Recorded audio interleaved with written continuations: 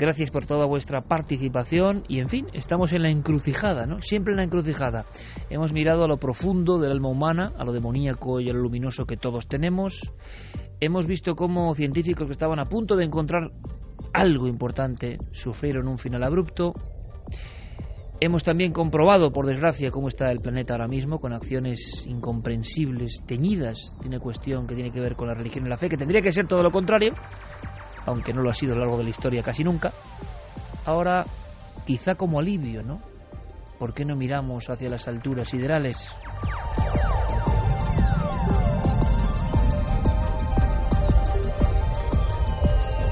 Vamos a hablar de un congreso. Ha ocurrido con mucha polémica en Estados Unidos. Se habla de extraterrestres, además por parte de personajes que os van a sorprender por su currículum. Y en el fondo, ¿qué queréis que os diga? Después de lo que hemos contado, después de toda esta densidad oscura, al final eso de buscar hermanos cósmicos resulta hasta un alivio.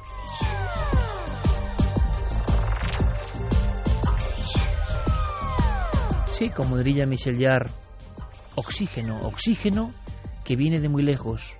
Oxígeno porque incluso personas que manipularon información en Estados Unidos parece que ahora hablan y que dicen, esto es para atarse los machos realmente, las mismas personas que censuraron casos, que los manipularon, que intentaron hacer creer a la opinión pública que los ovnis eran una patraña o un viejo sueño digno de los niños, pues ahora aseguran que los vieron. No solo a los aparatos, también a los presuntos tripulantes, y esto es una cosa sensacional. Compañero Diego Marañón, buenas noches. Buenas noches, Iker, ¿qué tal? Congreso polémico, ¿verdad? Un congreso polémico que además podemos decir que es la explosión de algo cuyo germen se remonta algunos años atrás, concretamente a 2 puntos. En 2001, Iker, en el mismo lugar en el que esto ha ocurrido, en el Club Nacional de Prensa de Washington, se produjo un primer encuentro entre un grupo de ufólogos dirigidos por Steven Greer, un personaje del que ya hemos hablado en Milenio 3, relacionado con, por ejemplo, con el Ser de Atacama, tan de actualidad ahora mismo, y con su polémico documental Sirius. Bueno, él es el director de un grupo denominado Proyecto Revelación, que en 2001 ya convocó a los medios de comunicación para hacerles lo que él denominaba importantes revelaciones sobre la realidad del fenómeno OVNI. Luego, en 2011, hace apenas 2 años, este mismo grupo promovió una petición a la población norteamericana que fue trasladada a la administración Obama y que ésta se vio obligada a responder. Recordarás que hubo pues un gran impacto en los titulares, ¿no?, de la prensa, porque el gobierno de Estados Unidos respondía a esa pregunta, respondía sobre las supuestas comunicaciones del gobierno con extraterrestres. La Casa Blanca se vio obligada a decir, bueno, pues que no contaba con ninguna prueba de que existiera vida extraterrestre ni de que estos seres hubieran visitado la Tierra. ¿Qué ha ocurrido? Que la gente que no se quedó contenta, digamos, con esa explicación, que esperaban algo más, ha vuelto a reunirse ahora, Iker. Ha ocurrido entre los días 29 de abril y 3 de mayo. Han sido varios días, 6 horas al día de ponencias ante un comité, Iker, un comité que seguía los mismos esquemas y imitaba la forma en la que se llevan a cabo las comparecencias ante las comisiones del Congreso de Estados Unidos. Ante 5 excongresistas y un exsenador del gobierno de Estados Unidos desfilaron 42 testigos y especialistas, entre los cuales, y esto seguramente que te va a sorprender, encontramos nombres muy conocidos en el mundillo OVNI. Allí estaba Edgar Mitchell, el exastronauta. Caramba. Estaba, por ejemplo, Stanton Friedman, el famosísimo físico y ufólogo que lleva un montón de años dedicándose a estas cosas. Estaba el doctor Roger Leir, este médico especializado en supuestos implantes extraterrestres. También estaba Jesse Marcel Jr., el hijo del principal testigo del caso Roswell. El hijo de Jesse Marcel, madre Efectivamente, mía. Nick Pope, el ufólogo que trabajó durante más de 20 años para el Ministerio de Defensa de Gran Bretaña. Bueno, una larguísima lista, como te digo, de 42 testigos y especialistas. Bueno, pues yo creo que vamos a disfrutar porque Diego Marañón ha hecho un poco de corresponsal, nos extrae algunas declaraciones que os van a sorprender de verdad y, por supuesto, vías de contacto abiertas, Nave del Misterio y milenio3@cadenaser.com. Carmen muy atenta con todos los mensajes. ¿Por qué? Porque hay rotundísimas declaraciones.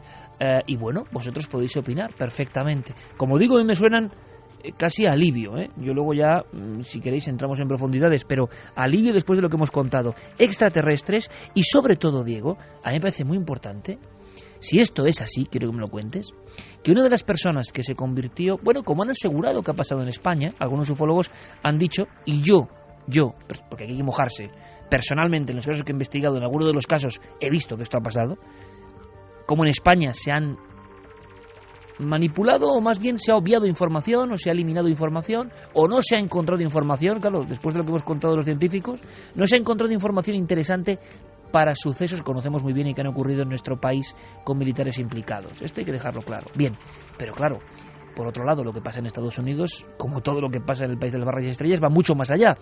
Y es que personas que se encargaban de, bueno, maquillar esa información, incluso hacer que el público creyese desde los años 50, 60 que eran fraudes, resulta que dicen, no, es que yo los he visto.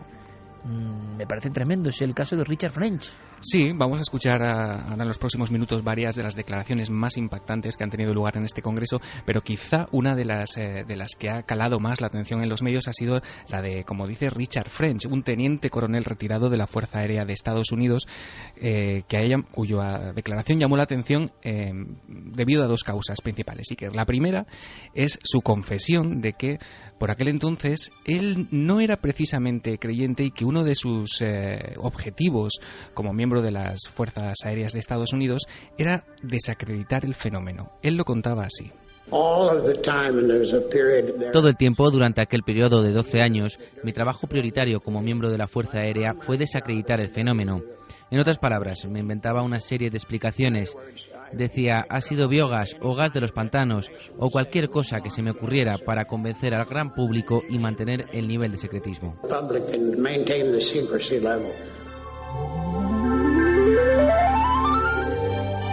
Qué bonito, antes hablando de músicas precisamente con el 40 aniversario de Tubular Bells, yo le decía a Javier Sierra en el pequeño estudio de las músicas, de alguna forma, que nadie me vais a permitir esta nota nostálgica, pasarán años, décadas, nadie para mí ha puesto sonido a lo que debe ser el espacio, como lo hizo en el año 76 un creyente en los ovnis, Jean-Michel Jarre.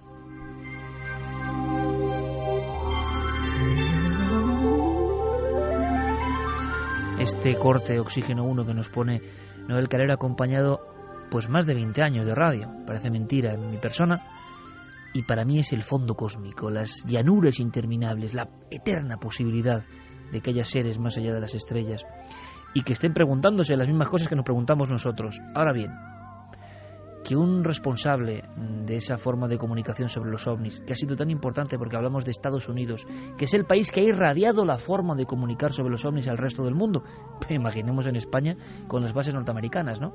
Ordeno y mando sobre este tema, gas de los pantanos, luces provocadas por fenómenos naturales, incluso rayos en bola, todo esto que luego se ha adaptado, ¿no?, a diferentes casuísticas en diferentes países.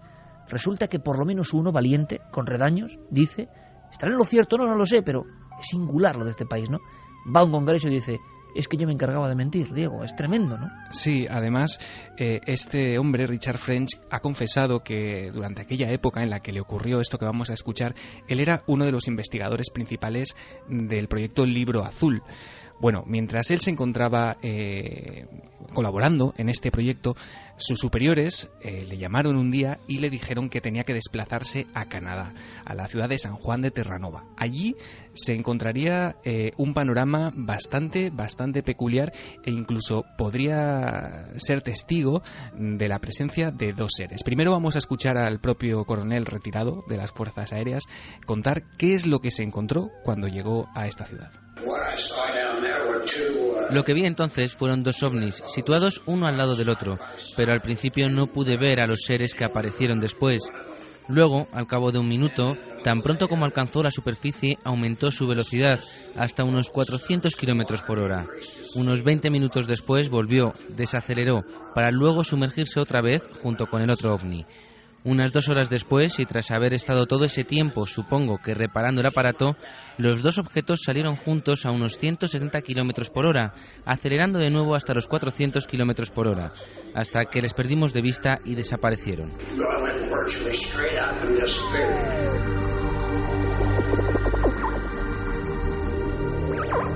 Seguimos en este vuelo cósmico. Es que esta persona, Diego, ha asegurado sin rubor ninguno que pudo ver no solo aparatos, sino seres. Sí, aparatos sumergidos en un lago a unos 20 metros de distancia. Él fue testigo de este espectáculo. Él los describe como naves de unos 5 metros y medio de diámetro que flotaban en aquel momento debajo de la superficie del agua y que, como hemos escuchado en un momento determinado, salieron de la superficie, emergieron y desaparecieron a gran velocidad. También describió en esa comparecencia Iker a los seres que había allí. Él decía que eran entre 60 y 90 centímetros, de color gris claro, muy delgados, brazos largos con 2 o 3 dedos y la parte superior de la cabeza mucho más amplia que la línea de la mandíbula, sus ojos muy inclinados, sin pupilas. Él se justificaba diciendo: parece que es la típica descripción de las películas, pero es que realmente eran así. ¿Cómo se queda el cuerpo, Pérez Campos, escuchando esto? Pues recuerda muchísimo al caso de Cisco Grove, que es otro de esos clásicos de los que ahora hemos vuelto a tener novedades. Y es sorprendente, ¿no?, que de pronto en este siglo empecemos a tener novedades de esos casos que coparon las portadas de algunos diarios nacionales y que llegaron a España también. Y lo que más me llama la atención también, Iker, es que esta información que nos está dando Diego, apenas le hemos prestado atención, pasa completamente desapercibida y quizá el fenómeno ovni está en plena decadencia porque nos hemos habituado a ellos.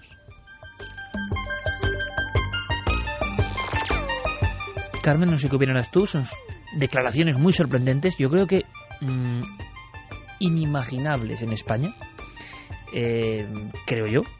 Y yo no sé también el calado, ¿no?, que vas observando en nuestras redes y en nuestra comunicación, porque cada uno pensará lo que quiera, que si es un grupo de personas que son muy crédulos, que son justo individuos que pertenecían a comisiones y que seguramente en esa comisión habrá otros que sigan siendo escépticos, lo que uno quiera, pero decir que ha visto seres ovnis sumergidos, un tipo que se encargaba de censurar la información o cambiarla, bueno, ojalá tuviésemos ejemplos así en España, ¿no? Bueno, son arrepentidos, ¿no? Sí, oye, qué buena definición, sí señor. Arrepentidos del fenómeno ovni, ¿no? Cumplían también unas órdenes, que era el negar todo lo que estaba ocurriendo en los cielos. Pues aquí se ha hecho, en España ya sabemos que en algunos casos con objetos volantes no identificados se han dicho que lo que eran chimeneas, o sea que es que también tenemos a esa gente que intentaba hacernos creer que los cielos no se estaba viendo nada, que a pilotos de caza les decía que lo que habían visto pues era el simple reflejo de la luna, por ejemplo.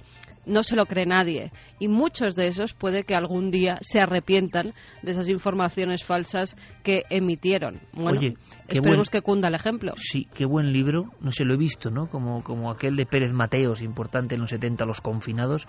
He visto la típica edición de Plaza y Janes antigua, lo digo así como lo siento. Qué gran libro sería ese, ¿no? Los arrepentidos. Pues nada, ponte a ello.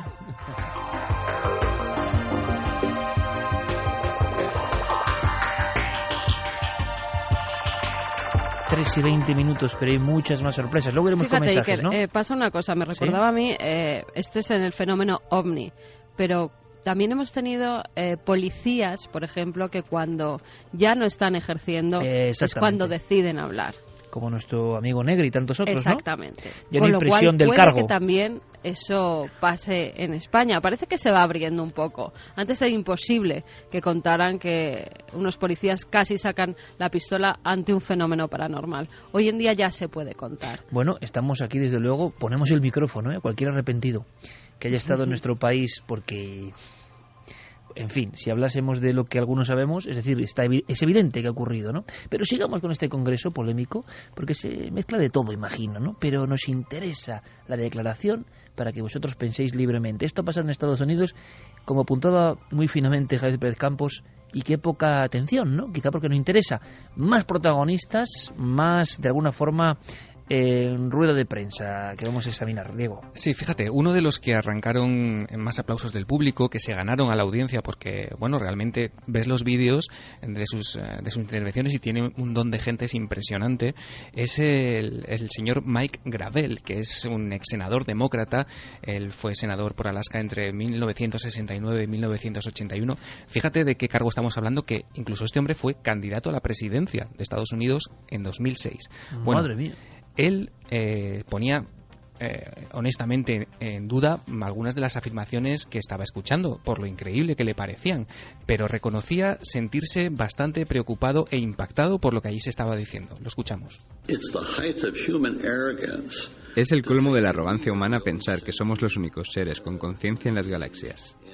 Eso es arrogancia humana en su peor sentido. Lo que me inquieta es, después de haber escuchado los testimonios de ustedes cuatro y de haber leído los informes que han preparado para esta audiencia, es la cuestión del secretismo en sí mismo. ¿Por qué es necesario este secretismo? Y les hago esta pregunta a todos ustedes. ¿Qué amenazas creen que existe para la seguridad nacional? ¿Qué acecha esa seguridad?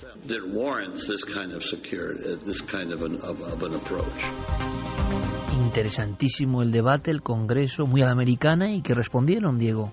Bueno, pues uno de los que intentó dar alguna respuesta es ni más ni menos que el ex viceprimer ministro de Canadá y ex ministro de Defensa. Él estuvo sirviendo durante un total de 23 años en el gobierno de ese país, de Canadá. Él se llama Paul Hellyer. Remarcamos, Diego, ministro de Defensa de Canadá. Sí, ex ministro de Defensa y ex viceprimer ministro del país, nada más y nada menos. Así intentaba contestar o por lo menos dejar claro su postura totalmente creyente en la realidad del fenómeno, a preguntas como las que le había hecho hace nada Mike Gravel. Como les he dicho, mi nombre es Paul Hellyer. Soy el exministro canadiense de Defensa. Serví durante 3 legislaturas, durante un total de 23 años y medio, como miembro del Parlamento. Como ministro de Defensa tuve conocimiento de informes de avistamientos OVNI. Y lo que creo es que hoy estamos debatiendo sobre un tema imponente, gigantesco. Y el pueblo de América y todo el mundo tiene el derecho a saber qué está ocurriendo porque forman parte de ello. Los OVNIs son tan reales como los aviones que sobrevuelan nuestras cabezas.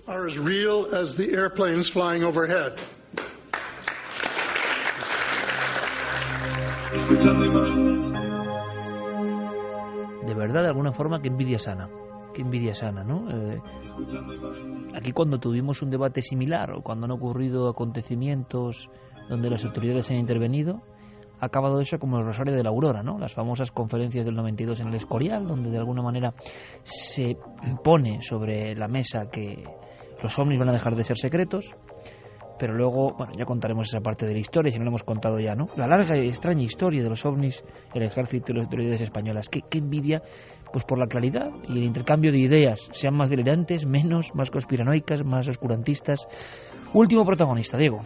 Bueno, pues el último protagonista y el que pone de alguna manera el colofón o la conclusión a todas las intervenciones que acabamos de escuchar va a ser Robert Wood. Este hombre es exdirector adjunto de la compañía McDonnell Douglas y actualmente se dedica a investigar el fenómeno OVNI a lo largo y ancho de Estados Unidos. Él tenía serias dudas, incluso morales, de cómo estaba la situación actual y qué es lo que había ocurrido o por qué causas nos encontrábamos ahora mismo, por ejemplo, en el Club Nacional de Prensa de Washington debatiendo sobre estos asuntos. Y él lo expresaba así. La conclusión a la que hemos llegado es increíblemente salvaje. Creo que nuestros gobernantes han salido victoriosos en su labor de mantener en secreto el mayor evento de la humanidad, mientras gastaban de forma encubierta cuantiosas sumas de dinero en crear recursos marginales ocultos y en detener el avance de la tecnología. Hasta que podamos cuantificar la amenaza alienígena, ¿cómo podemos saber si eso ha estado bien o no? Esperemos, quizás con la ayuda de alguna raza extraterrestre y pacífica, que se haya hecho lo correcto. Creo que el pueblo americano se merece saber la verdad. Hemos pagado por ella.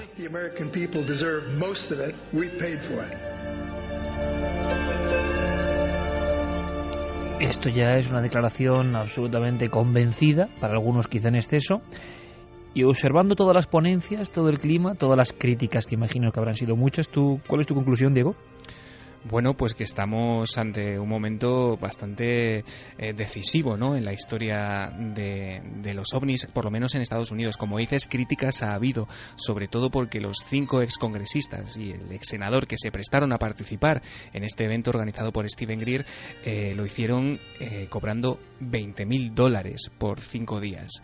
Eso ha dado pie a críticas por parte de los escépticos, de los más críticos con el tema OVNI. Y escépticos que hubieran cobrado lo mismo o pedido más, ¿no? Por supuesto, acostumbran en este país también. Por supuesto, y lo han hecho, lo sabemos. Pero bueno, me parece un paso bastante valiente, y de esa valentía da fe también el propio eslogan de este encuentro, un eslogan que decía: si el Congreso no hace su trabajo, la gente lo hará. Pues fíjate que a mí me gusta esa actitud, y mira que hemos sido, y soy crítico con muchas tendencias y a veces declaraciones grandilocuentes donde no hay prueba, aunque en estos temas poca prueba puede haber, pero en fin, cuando se pasa uno de frenada. Pero me gusta la actitud, ¿no? De decir, si no lo hacen los políticos, lo hacemos nosotros, y al final el mundo va por esa vía. Estaremos muy atentos a todo lo que ocurre. Quédate por allí, Diego, un abrazo, compañero. Hasta ahora.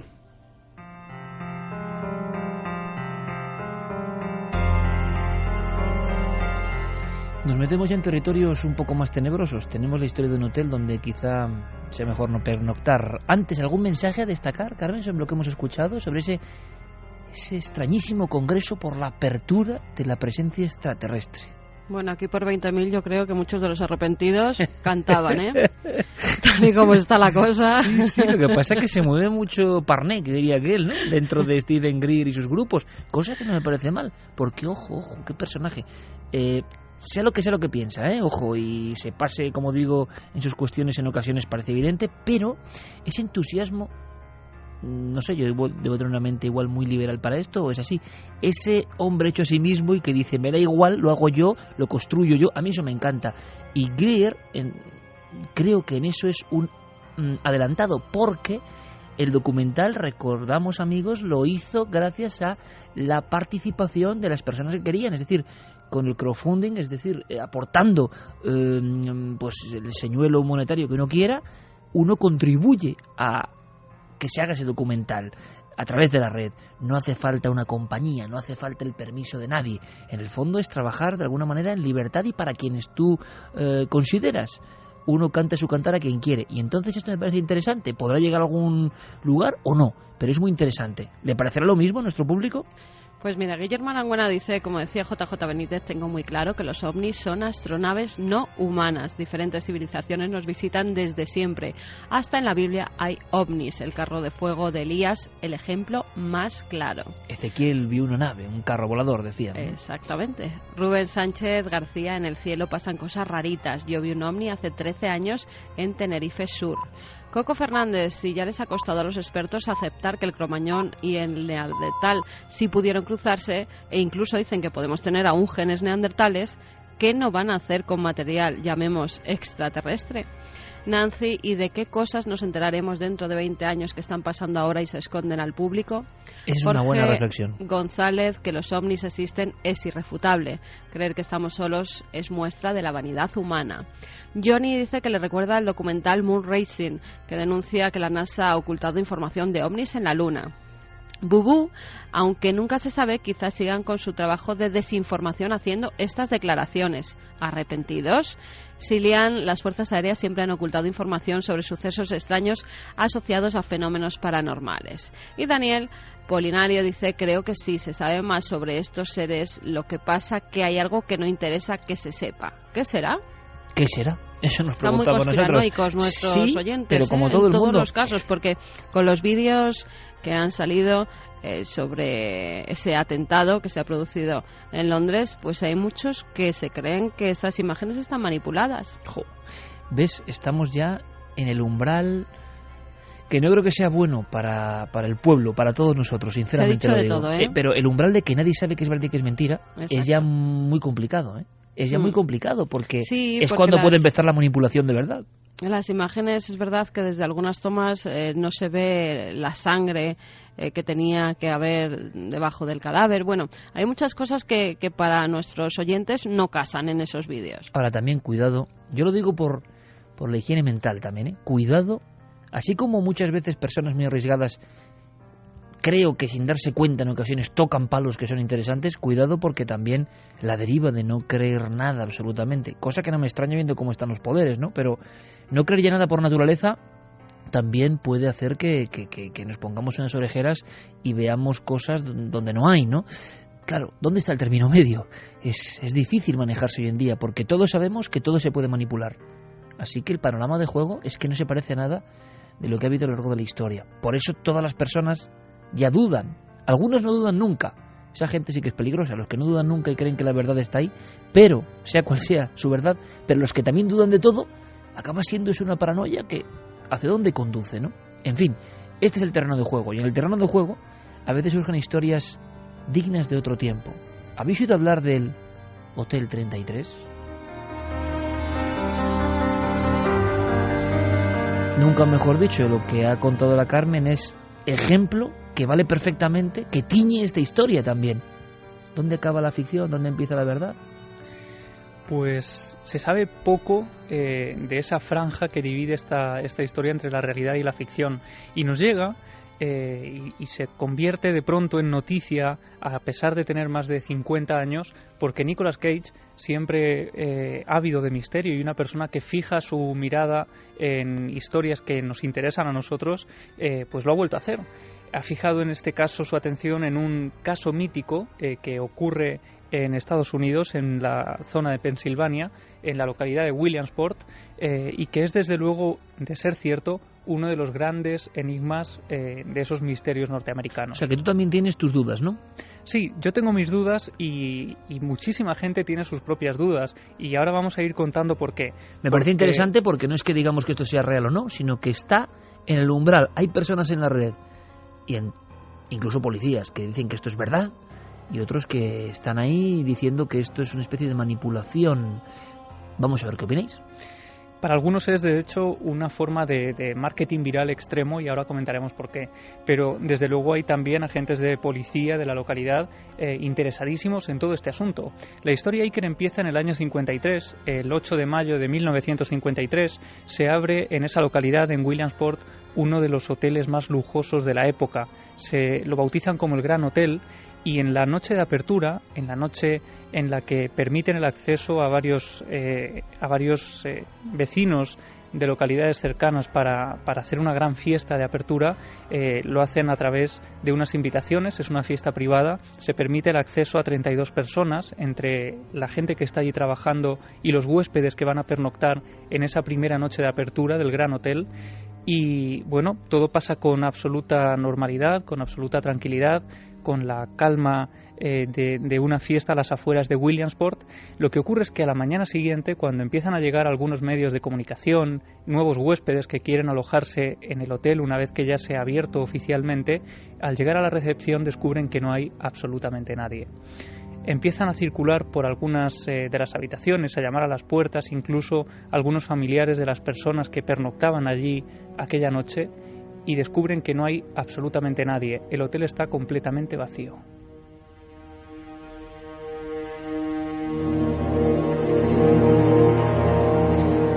Empiezan a llegar las autoridades, empiezan a registrar las habitaciones, allí no hay nadie, parece que todo el mundo se ha esfumado, 32 personas desaparecen en el interior de ese hotel, empiezan a buscar por los alrededores y no descubren absolutamente nada, y durante años ese caso sigue abierto, se sigue haciendo una búsqueda intensiva de las 32 personas que pasaron allí la primera noche de inauguración del Gran Hotel y no aparecen en ningún momento. De hecho, a día de hoy esas 32 personas seguirían completamente desaparecidas. Como decíamos, hay personas, hay autoridades que están investigando el tema todavía hoy. Por supuesto, desde el día siguiente a la inauguración es una especie de lugar maldito, ¿no? Porque automáticamente se precinta, se cierra, no se permite que nadie vuelva a entrar a ese hotel porque no se saben las causas de esas desapariciones. ¿Tuvo solo un día de actividad? Solo un día, solo duró un día. Esa apertura, por supuesto, apareció en algunos medios locales y, como decía, hay algunas autoridades, James McCarthy en este caso, un policía de Williamsport que todavía hoy sigue investigando el caso. Si quieres, vamos a escuchar lo que cuenta de esa primera desaparición. En ese momento desaparecieron 32 personas. Nunca se les ha vuelto a ver. Desde entonces la leyenda se conoce como la del Hotel 32. Lo que ocurrió es inexplicable, el paradero sigue siendo desconocido y el caso por las personas desaparecidas sigue abierto.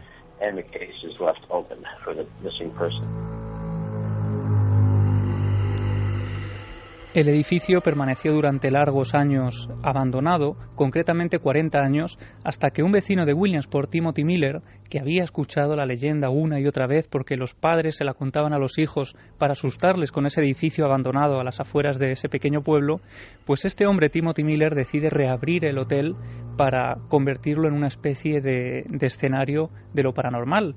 Y de hecho aparecen recortes del Williamsport Sun-Gazette, 13 de noviembre de 1992.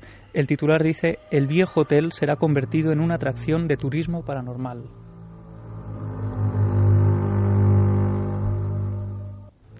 Una vez más, el edificio es rehabilitado, se conserva la estructura, pero se amuebla en el interior, se colocan televisores, se vuelve a hacer una especie de sitio adecuando el lujo al momento de la época, pero jugando también con la leyenda negra que arrastraba el lugar. Y desde luego la atracción de feria es un completo éxito, porque la primera noche, de nuevo en la gran apertura, la segunda apertura del hotel, 40 años después, se llena por completo.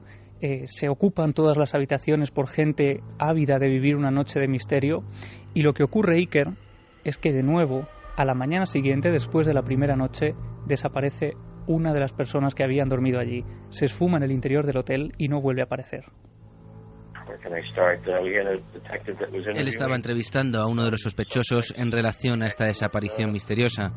Durante el vídeo que tenemos, todo transcurre en la sala de entrevistas, que está completamente a oscuras, algo muy inusual, sobre todo porque la conversación se estaba grabando para después volver a ser escuchada por partes y poder así tener alguna idea. Y por alguna razón inesperada, el vídeo se pone en negro, y cuando regresa la imagen, el miembro de policía acaba de fallecer. No sabemos qué pudo pasar en los momentos previos a que esto ocurriera. Y es que, por si faltaban ingredientes, tenemos también una cinta de vídeo que parecen a veces necesarias en las leyendas urbanas, ¿no? En este caso estábamos escuchando de nuevo a James McCarthy hablando de lo que ocurre después de la desaparición de una persona más en el interior del hotel. Después de esa noche del 15 de enero del 93 pasa a bautizarse el lugar como Hotel 33. Y una vez más se vuelve a clausurar el lugar. No se puede permitir el acceso a nadie porque esta persona, en este caso un niño de 16 años, Jarrod Carr, ha desaparecido en su interior y no se sabe nada de él.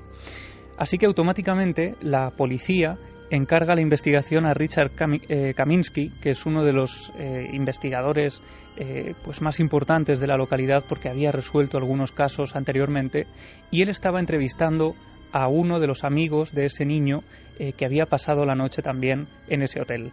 Y es en ese momento, según nos contaba James McCarthy, cuando las cámaras que están grabando el interrogatorio se apagan, y en ese momento en que se apagan, el investigador Richard Kaminsky cae desplomado en el suelo y fallece instantáneamente.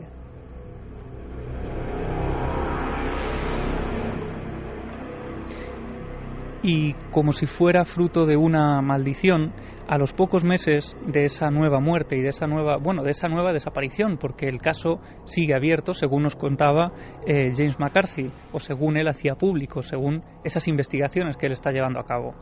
Pues solo unos meses después, el lugar, ese hotel a las afueras de Williamsport, sufre un extraño incendio, nadie sabe muy bien originado por qué, y solo quedan unas cenizas que recuerdan a los vecinos toda la tragedia que allí ha tenido lugar.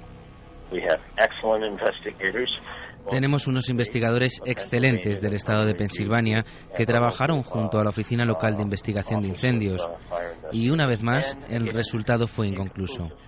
Eso es lo que decía el informe. Decía que no podía determinarse la causa del origen del fuego, lo que es muy poco habitual.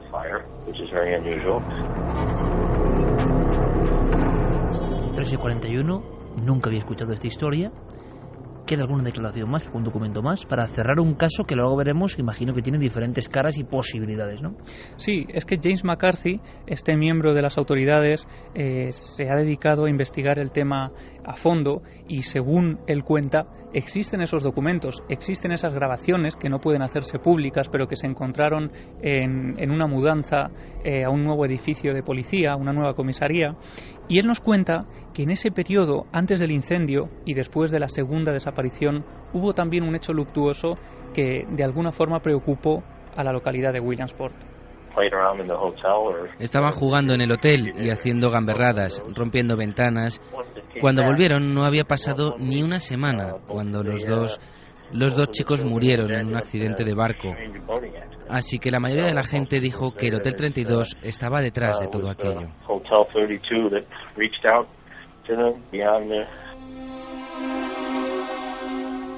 Y ahora imagino que las personas que cuentan que esto es una realidad, por eso interesa a Nicolas Cage, y otros imagino que hablan de generar ya, y esto empieza a ponerse de moda y también es complicado, una especie de caldo de cultivo pues para llamar la atención sobre esta historia antes de que se filme incluso. Sí, se han barajado varias teorías, desde que las 32 personas que acudieron al hotel la primera noche pudieran formar parte de un grupo sectario que intentaban desaparecer del lugar y la mejor forma era creando esa leyenda negra de un edificio. Otra de las teorías es que podría ser un grupo de 32 comunistas que en plena Guerra Fría querían huir de Estados Unidos y la mejor forma de evitar que les persiguieran era crear ese halo de misterio y de esa desaparición. Demasiado buena historia parece, ¿no? Menuda imaginación.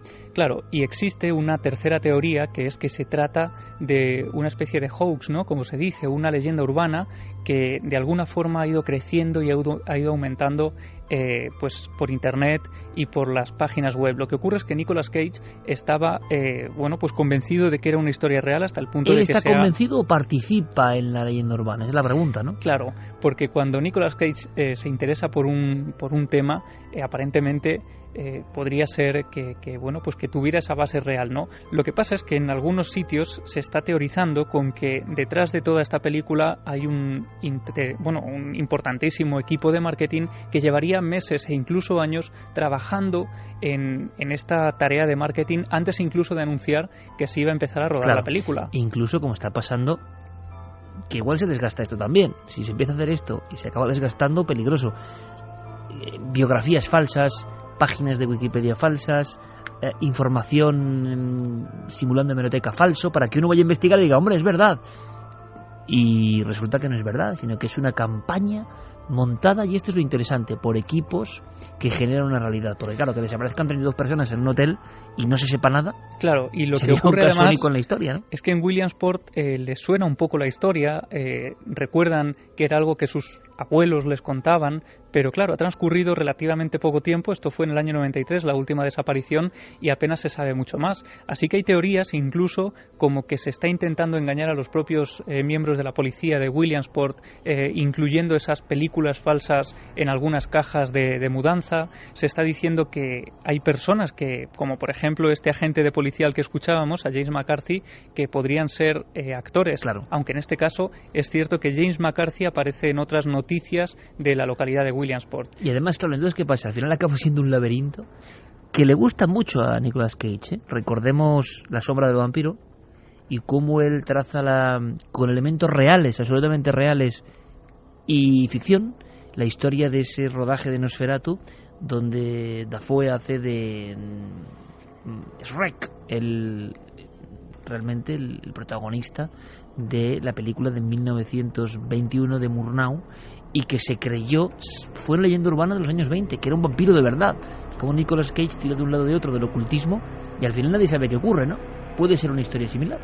Sí, porque lo que les llama la atención además es que, siendo un caso en el que han desaparecido 32 personas en 1953 y luego otra persona más, en total 33 desaparecidos sin dejar rastro, nadie hubiera centrado su atención en esta historia antes, y sea ahora cuando empiezan a aparecer recortes de prensa como el del Williamsport Sun-Gazette, que es un periódico que realmente existe, pero que muestra ahora fotografías incluso de ese policía muerto en extrañas circunstancias. Así que, sospechoso. Claro, algunos están diciendo que esto podría ser parte de esa gran creación de un mito en torno quizá a una leyenda urbana real. Esa que me ha recordado en La Pinta, no sé, en La Pinta, esa historia como la de Rudolf Fentz, ¿no? El hombre que, embozado en una capa negra y una ropa propia de otro tiempo y demasiado opaca, ¿no?, para el verano de Nueva York, es atropellado, y en su tarjeta van descubriendo que es casi un viajero en el tiempo, que ha desaparecido muchos años atrás, ¿no? Y que al final se supo, con grandes investigadores como Chris Aubeck en este caso, que todo esto provenía de una antiquísima tradición literaria, una especie de cuento transformado de remotísimas revistas del norte de Europa. Es decir, Hay que tener cuidado con todo esto. Realmente son historias apasionantes. Nicolas Cage creía de verdad en esta historia o no. ¿Habrá algo de verdad? Bueno, seguiremos informando. Si tenéis información vosotros, por supuesto, aquí la guardamos pacientemente. Y Carmen luego además nos dará los ganadores, ojo, de ese concurso que ha sido récord de libro de Inferno. Vamos a hacer una cosa, que además me ha traído recuerdos muy raros esta historia que nos trae Diego Marañón. Atentos todos, porque Carmen, Javi, os voy a preguntar si algún programa en la niñez os marcó profundamente y os dejó eso, raras sensaciones. Lo que trae Diego es, nunca mejor dicho, sensacional.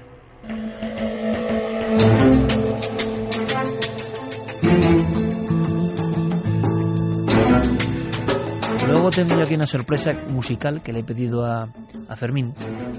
Y a lo mejor le ponen los pelos de punta a más de uno. Si es de mi quinta, del 73, igual sí. Luego lo comentamos, porque hablamos, Diego, de televisión y cómo programas que parecen infantiles se cuelan en nuestro cerebro y en nuestra alma de una forma demasiado tremebunda. Antes teníamos una historia por resolver con un porcentaje, una encuesta concreta. Carmen, no sé si tienes los datos por ahí. Uh-huh.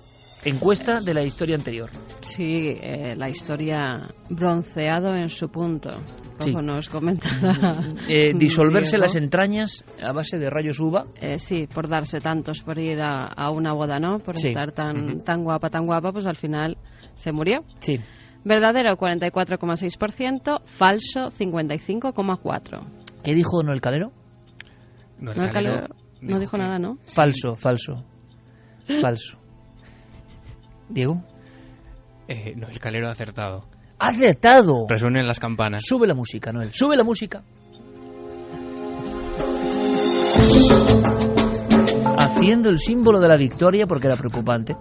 Bueno, ya van 3. En internet incluso se ha difundido, ¿no? Que Noel ya es una especie de mito. Hay gente que cree que no existe, repito.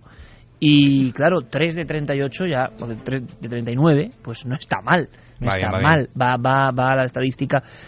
Menos mal que es falso, porque es una historia terrorífica. Sí, que nadie se preocupe, es una historia... Poco gore. Sí, es una leyenda urbana, Iker, que sí, la verdad es que, hombre, recuerda, si lo llevas a otro nivel, a esta famosa historia del huevo que acaba cocido si lo pones entre dos teléfonos móviles. Bueno, más o menos es un... Jo, eso nunca lo había oído, qué terrorífico también. Sí, bueno, pues es como te digo, es una leyenda urbana antiquísima. Todo el mundo sabe que, bueno, a la larga, con los años, la exposición a los rayos UVA y a cualquier tipo de rayos, ¿no?, que vengan del sol, pues puede producir algún tipo de cáncer, quemaduras superficiales, pero lo cierto es que en ningún momento, Iker, una sobreexposición... El efecto Prestes no. Sí, no puede provocar la cocción de nuestros órganos internos, así que tranquilidad en ese sentido. Menos mal, pero es que lo que viene a continuación, pido toda la atención del mundo, es que ha removido en mí algo, sí, un par de escenas que luego cuento.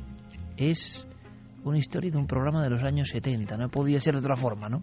Sí, es un programa curioso, Iker, y además se hizo popular no en los años 70, como verás ahora, sino mucho más cerca en el tiempo.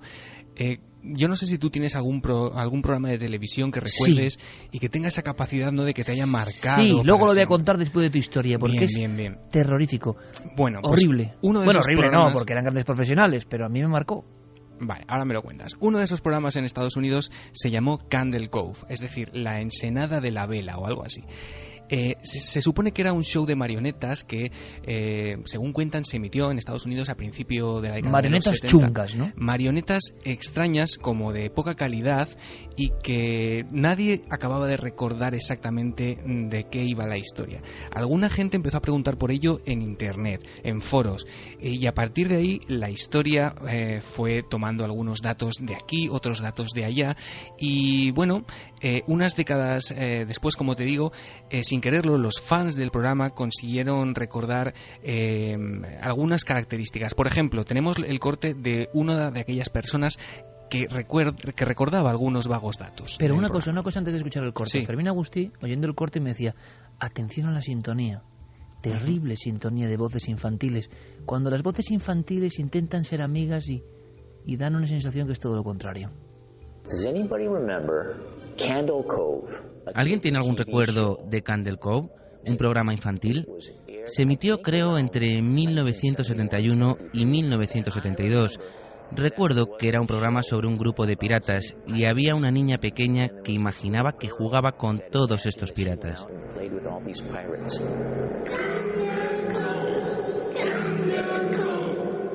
Recuerdo que había un personaje realmente terrorífico, una especie de esqueleto, una marioneta a la que llamaban el señor Arrancapiel. ¿Por qué permitían emitir un programa como este para niños a las 4 de la tarde? Candle Cove, el señor Arrancapiel. Lo curioso, Iker, es que cuando uno de estas personas que comentaban el programa en internet le preguntó a su madre: oye, tú mamá, que tienes muy buena memoria, a ver si te acuerdas de algo que yo veía de pequeño, que iba sobre piratas y había una niña con marionetas, su madre le decía: sí, claro que lo recuerdo. Y desde entonces creo que tienes mucha imaginación, porque cuando tú a mí de pequeñito me decías que estabas viendo ese programa en la televisión, lo único que se veía en la tele era estática. O sea, que no se veía nada, que no se veía nada, solamente lo veían al parecer los niños en un canal del que nunca más se volvió a saber. Un canal que emitía directamente al cerebro de alguna forma, ¿no? Uh-huh. Y muchos niños tenían esa especie de fantasía. Uh-huh. Madre mía, Candle Cove. Bueno, seguiremos la investigación. ¿Será verdad o no? A ver si me recordáis, si hacemos la prueba con Noel, pero cuando esté la gráfica, ¿vale? Uh-huh. La semana que viene, viendo las respuestas, pues Noel sobre ellas, que recuerde bien la historia. Ah, mira, esto es un nuevo giro de tuerca. Te gusta, ¿no? Otra vuelta de tuerca.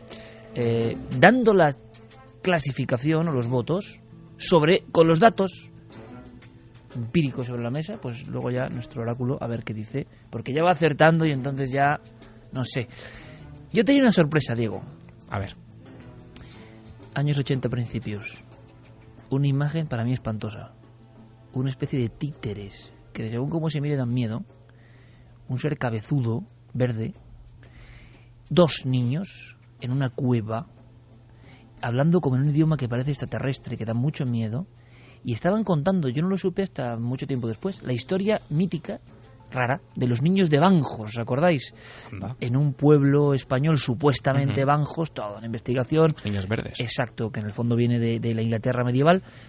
Vienen de otro planeta y aparecen en una cueva y son niños verdes y el pueblo intenta darles comida, una niña muere, o sea, un drama tremendo. ¿Qué hacía eso para los niños con títeres?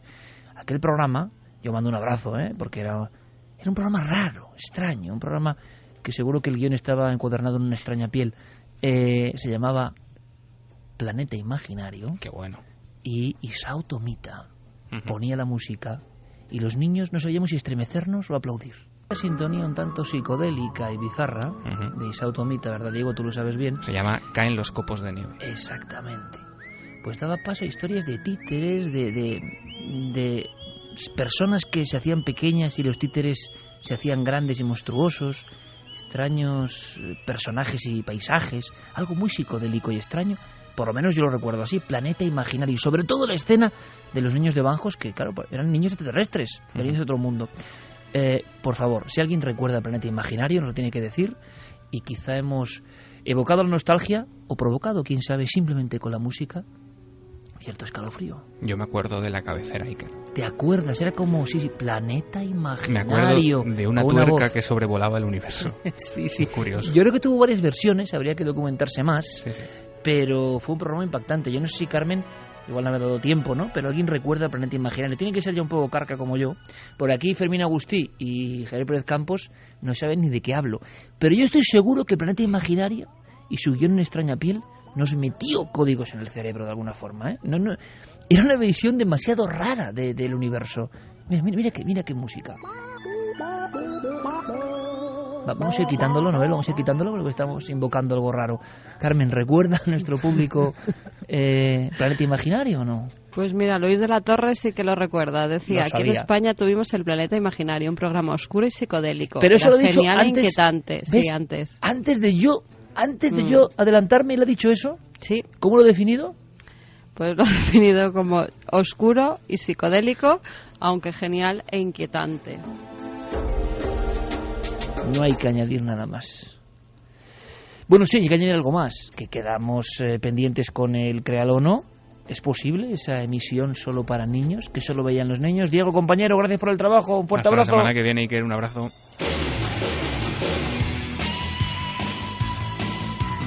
¿Tú tienes algún programa que te marcara de esa forma? ¿Carmen?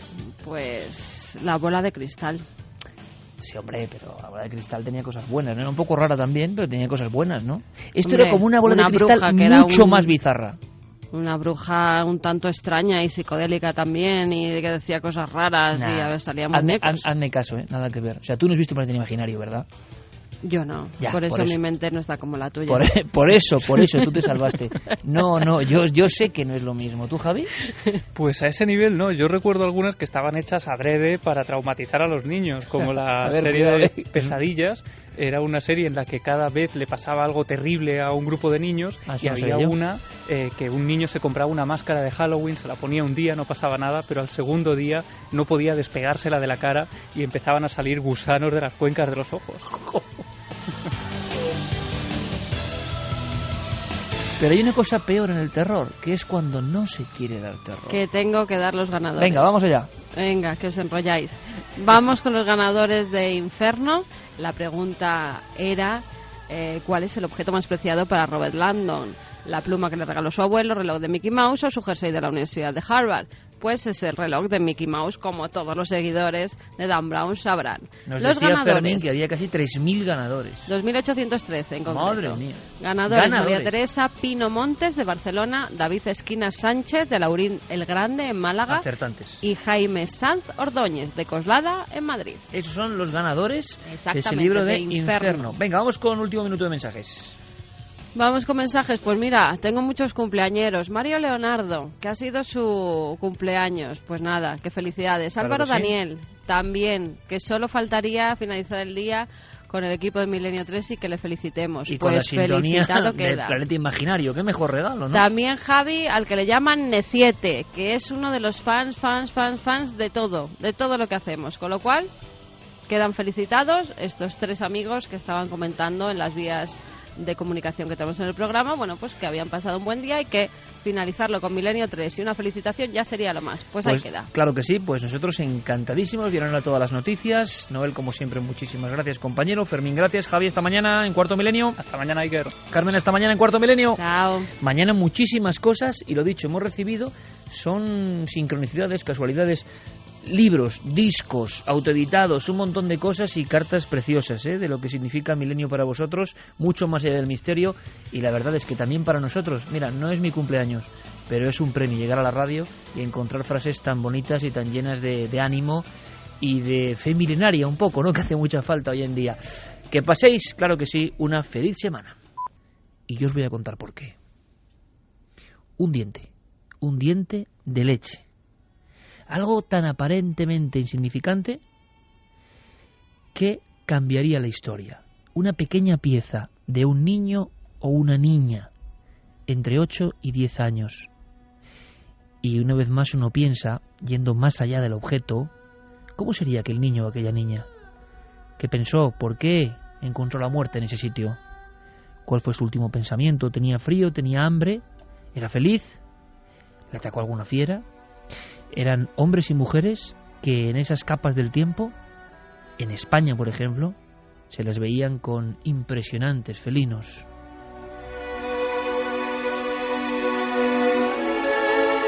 Y veréis, hay una vieja historia que os voy a contar para explicar lo que ha pasado esta misma semana. ¿Por qué ese diente de un niño o una niña que ha sido catalogado con una fecha asombrosa? Y aparte que parece que no caben dudas. Pero antes de eso, antes de esta historia que ha pasado hace unos días, vayamos a un día soleado de 1982. Hay un hombre que da clase de ciencias en varios institutos, paleontólogo vocacional absolutamente, apasionado, José Gibert. Un hombre que pasó también a formar parte de una extraña polémica. En 1976 él descubre un lugar prácticamente abrasado por el eterno sol de Granada, la Venta Micena. Y allí, investigando, pasando muchas horas, sin ayuda de nada ni de nadie, ese arqueólogo, a caballo en un principio entre la pura afición y la profesión, ese hombre que nada más salía de clase se marchaba directamente a ver si encontraba extraños restos. Hubo un día, como digo, por el mediodía, que en 1982, en plena canícula, encuentra un pequeño trozo parecido a una galleta de hueso.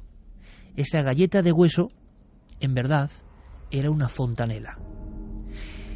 la zona circular del cráneo de años. ¿Qué pasó para que este cráneo de Orce aparezca en muchos libros de historia y paleontología hoy, en unos como cráneo de niño y en otros como fraude, en otros como asno, en otros como material de un equino?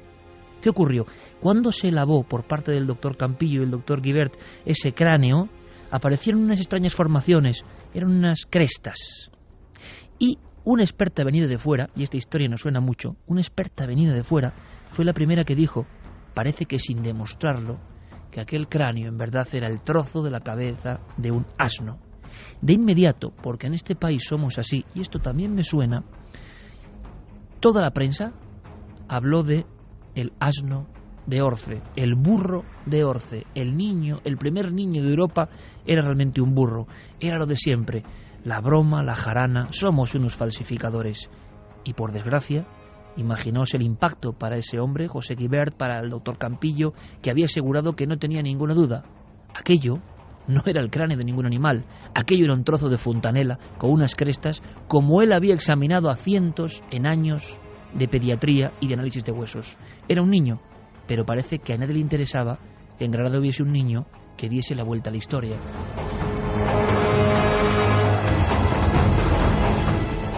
Tan es así que toda la prensa y muchos especialistas hicieron caso a los especialistas, valga la redundancia, ingleses, los que dijeron que aquello era el cráneo de un animal, que España seguía en las catacumbas de la investigación, de alguna forma, que era un trágico error. Durante muchos años, José Guibert mantuvo, junto con el doctor Campillo, que aquello efectivamente era un cráneo. Es más, el doctor Campillo, Domingo Campillo, convencido de lo que estaba ocurriendo, hizo un libro, El cráneo infantil de Orce, porque no sabemos nada de ese niño, ni de su cultura, ni de quiénes eran, por qué convivían ahí con los felinos de alguna forma. Bueno, hemos hablado con él. Él ya hace muchos años habló con Milenio 3. Y es muy bonito ver cómo un especialista en cráneo infantil, de alguna forma, sigue manteniéndose en sus 13. Ahora estas palabras tienen un especial valor. Le escuchamos. El cráneo de Orce se encontró a finales, en diciembre de 1982. El doctor Guibert lo examinó y pensó que podía ser humano. Y a mí me lo enseñaron en la primavera de 1983, cuando todavía tenía la cara interna con concreciones. Por la morfología yo dije que era el cráneo de un niño de unos 5 años. Y la verdad es que de ese diagnóstico lo he mantenido porque creo que es así. Y hay un factor que no se tiene en cuenta, sobre todo las personas que no están muy habituadas, que es la variabilidad. Y las famosas crestas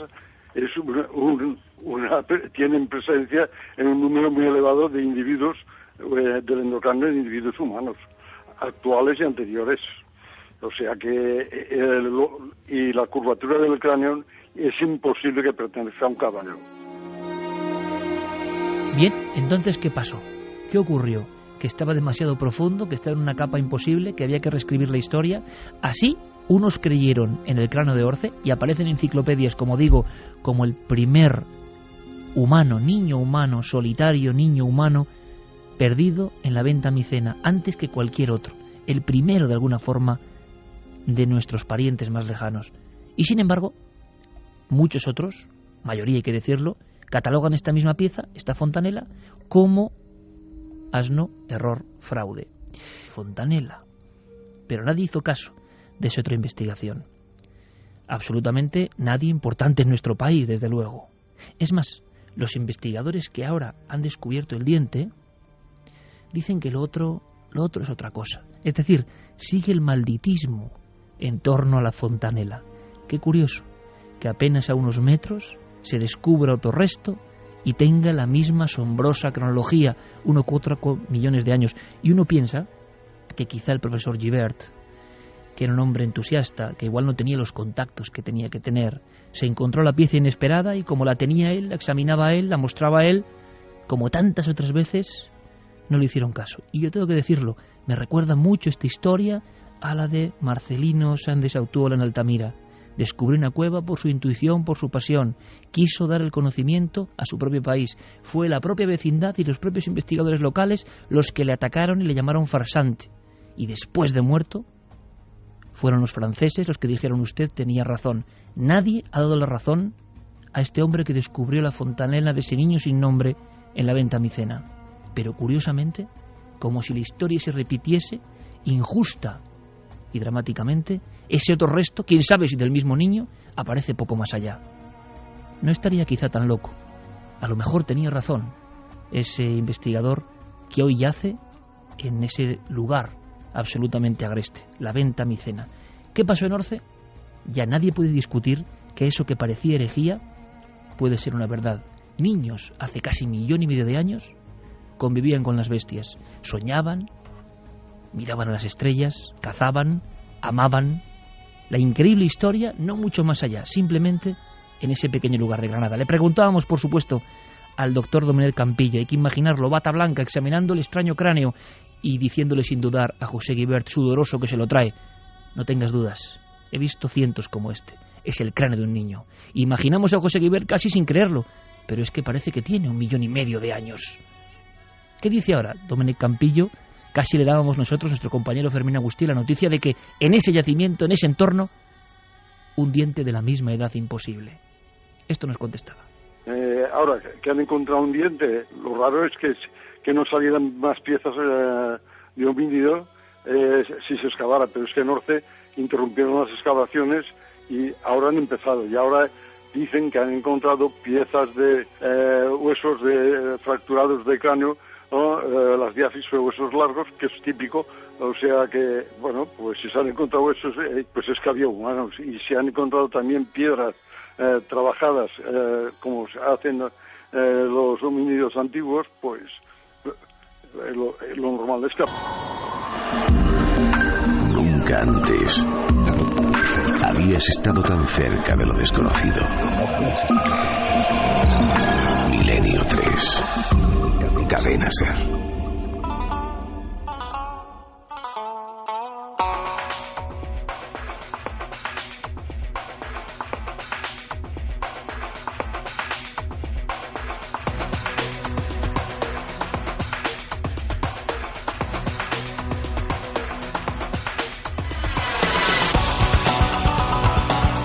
Vamos con mensajes de nuestros oyentes. Clarence dice: hay tantísimo genio y descubridor ninguneado que realmente nos estamos perdiendo muchísimo a favor de unos pocos aprovechados. Cancela: me parece increíble que se pueda confundir el cráneo de un burro con el de un homínido. ¿Es que se parecen en algo? Esther García: ¿qué le pasaría por la mente a esos niños primitivos que morían solos en las cuevas? Tiene que ser muy duro. Sara dice: eso lo estudié el año pasado. La profesora de la facultad decía que no era real, solo un trozo de hueso de caballo. Mira, nos escribía Luis Miguel, iba escuchando la noticia de ese hoyo en Estados Unidos, y que el chico que había fallecido al producirse un hoyo sobre su cama, que lo ha engullido, provocado con casi toda seguridad su muerte. Vosotros tomabais esto como algo digno de novela de terror. Bien, pues quizá esto no sea tan irreal como parece, ya que a mí estuvo a punto de pasarme. Fue ya hace muchos años. Al levantarme, mi madre acudió a mí entre lágrimas, levantándome a toda prisa. Durante el transcurso de la noche, y sin darnos cuenta, a solo 2 metros de mi casa se había producido una abertura de unos 3 metros de circunferencia. No perfecta, pero sí bastante marcada. En definitiva, estuve solo a unos metros de ser víctima del mismo suceso, ya que mi habitación colindaba justamente con la pared de la casa en donde se produjo ese suceso. Fue en Hoyo de Belmez. El sitio se llama Hoyo de Belmez. Hoyo de Belmez. Bueno, dice que es es un un nombre profético pueblo también. de gran tradición minera. Bueno, claro que igual hay mucho surco por dentro, ¿no? Pero desde luego nos gusta mucho esta información, que además nos da paso, luego seguiremos con más mensajes. Es evidente, Noel, cambiamos el tercio musical porque vamos a hablar de esta última hora. Ocurría en California, en un lugar concreto, Javi. Sí, ocurría en Florida, Florida, perdón, me he equivocado yo. Para resumir un poco la noticia, los titulares de prensa decían: un hombre fue tragado por el suelo de su habitación mientras dormía. Se lo tragó la tierra, literalmente. Se escucharon fuertes ruidos, gritos, y luego se abrió un agujero de 6 metros de profundidad en el que cayó. Todavía no pudieron dar con su paradero. Escuchamos algunos documentos antes de saber la última hora. ¿Te parece, Javi? Sí, vamos a escuchar a Jeremy Bash, que es el hermano de esta persona que aún sigue sin haberse encontrado. En paradero desconocido ahora mismo, en algún punto en del las entrañas subsuelo. de la tierra, porque además ese hoyo va haciéndose cada vez más y más profundo. Se habló de un hoyo de 6 metros de profundidad. Ahora se habla de 10 metros y va aumentando poco a poco. Bueno, y si fuesen esas distancias, claro, hay que ver el golpe, pero si fuesen esas distancias, aún podemos pensar en alguien con vida y alguien que podrá ser fácilmente rescatado. Claro, si eso sigue hacia abajo... todo encima ya. Y toda la tierra que hay, no es que se caiga a plomo, es que encima se le caen... Se han caído cosas encima. Claro, se han caído los armarios y los muebles de la habitación, y no solo eso, sino que es increíble. No podían entrar a la casa y por eso quieren tirarla abajo, porque Pobre hombre. Suelo de alrededor está inestable y en el momento en el que alguien pone un pie encima, la tierra se viene abajo también. De hecho, han tenido que desalojar a los vecinos de la zona. Si quieres, vamos a escuchar primero a su hermano hablando de ese momento en el que él se despierta en mitad de la noche, a eso de las 11 de la noche, escuchando los gritos desgarradores de su hermano desde lo más profundo de la tierra. Lo escuché gritar a mi hermano. Eché a correr y todo lo que vi fue un gran agujero. Allí solo quedaba el cabecero de su cama y no había nada más. Así que me tiré al agujero e intenté sacarlo, pero no pude. Solo lo escuchaba gritar desde el fondo del agujero para que lo ayudara, pero no pude hacer nada. Bueno, son momentos de un dramatismo tremendo. Acaba de pasar, está ocurriendo ahora mismo.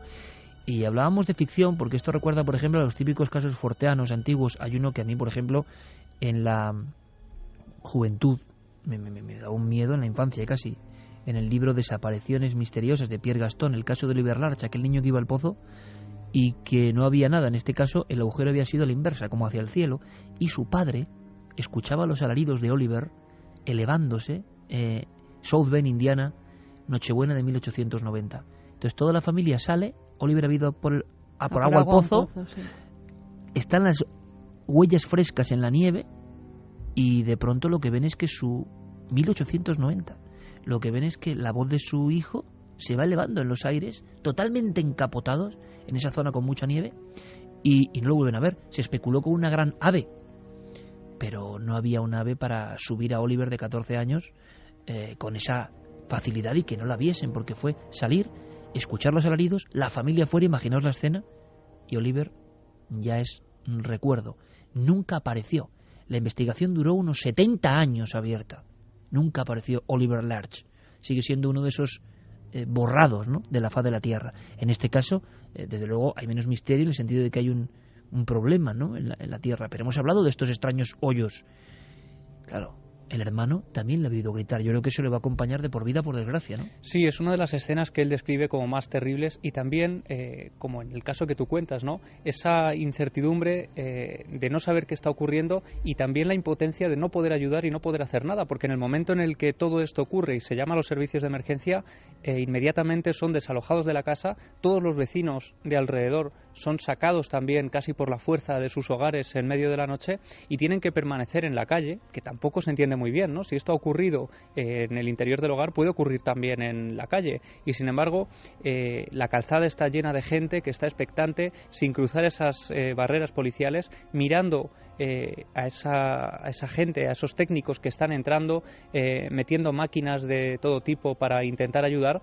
Y de repente, Ron Rogers, que es el jefe de bomberos del condado donde ha ocurrido todo esto, dice que ellos no pueden hacer absolutamente nada hasta que se sepa que es seguro meter equipos en la casa, porque no pueden correr ese riesgo. Y mientras tanto, dice palabras textuales, tenemos que estar paralizados y no podemos hacer mucho más que sentarnos a esperar. Es una situación muy difícil. Bueno, es que esto es terrible. Escuchamos ahora al jefe de bomberos y ahora recordamos algo muy similar. La familia al completo estaba en la casa. Escucharon lo que describen como un gran estruendo que provenía del dormitorio de la parte trasera de la casa. Corrieron hasta allí y descubrieron que el suelo de la habitación se había abierto. Una grieta, ¿no?, como aquella película de Simon Piquer, La grieta. Yo estoy recordando esa impotencia, algo parecido, la famosa, por desgracia, ¿no?, muerte de la niña Omaira, ¿no?, en Armero, cuando está dentro de un agujero. Y es un cámara de televisión española el que además registra esas imágenes terribles de la niña hundiéndose poco a poco. Está en unas aguas. Aguas. Sí, eran unas aguas y se había quedado cogida por los pies por todo lo que había debajo. Y por su propia madre que estaba abajo. Y por su propia madre que estaba muerta justo debajo de sus pies. Y entonces, imaginaos esos periodistas que están filmando, creo que fue la imagen más recordada de la historia de los 80 en televisión española, y no pueden hacer nada. Yo no sé si hoy con los medios de hoy, pero se dan circunstancias a veces que parecen increíbles. Oye, ¿cómo no sacan ese tipo de ahí? Bueno, pues a veces es que parece imposible, ¿no? Con lo cual la impotencia y el disgusto de la familia tiene que ser increíble. Claro, es que aquí hay una maniobra que tienen que llevar a cabo actualmente, y es, como decíamos antes, derribar la casa. Ya se ha dicho que se va a hacer mañana por la mañana, van a tirar todos los muros de la casa. Pero lo dejan, o sea, no pueden hacer nada por meter un gancho, no sé, algo para sacar a ese hombre que igual está vivo ahora mismo en mitad de la oscuridad. Claro, no lo han escuchado hablar, pero precisamente por eso han metido importantes equipos de micrófonos para intentar captar cualquier voz, cualquier alarido, cualquier cosa. No se ha escuchado nada, y no solo eso, sino que ya han perdido varios equipos que han ido metiendo en ese agujero.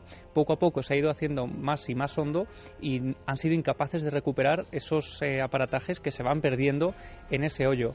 No solo eso, sino que ahora han empezado a surgir las voces de diferentes expertos de la zona. Por ejemplo, Taylor Yarkowski de Brooklyn es un experto en este tipo de pozos que aparecen de repente en medio de la montaña o en medio de esas ciudades que hemos visto en Cuarto Milenio, ¿no? Hace varias temporadas, y él hacía la comparativa de este tipo de agujeros como los agujeros que uno puede encontrar en un trozo de queso, decía, y sus palabras han alarmado bastante a la población, como decía, porque ha dicho textualmente que esto puede ocurrir en cualquier casa, y esto ha dado lugar a que la gente que había sido retirada casi por la fuerza de sus hogares vuelva a entrar para recoger sus pertenencias personales, y algunos estén pensando ya ahora mismo en vender sus hogares. Si quieres, Iker, vamos a escuchar a la periodista que está allí ahora de la BBC contando la última hora y contando cómo se está viviendo el ambiente en esa zona. La familia aún está en el exterior de la casa, permanecen en la calle con los vecinos, observando muy de cerca las labores de rescate. Estaban muy afectados y frustrados esta tarde cuando los miembros de rescate aún no habían encontrado a su familiar, y justo ahora las previsiones no son nada buenas. Esto también nos hace reflexionar, imagino, digo yo, no lo sé, cuando te llega una noticia de este tipo que parece imposible, sobre la futilidad y lo frágil de la vida. O sea, ¿quién va a pensar en su vida? Ese muchacho tendría sus sueños, sus estudios, su trabajo, su pareja, no lo sé, su vida, que de repente se va a quebrar el suelo a tus pies. Pero es que esto ocurre muchas veces. Yo recuerdo, bueno, muchas veces, pero la tragedia y la fatalidad, ¿no?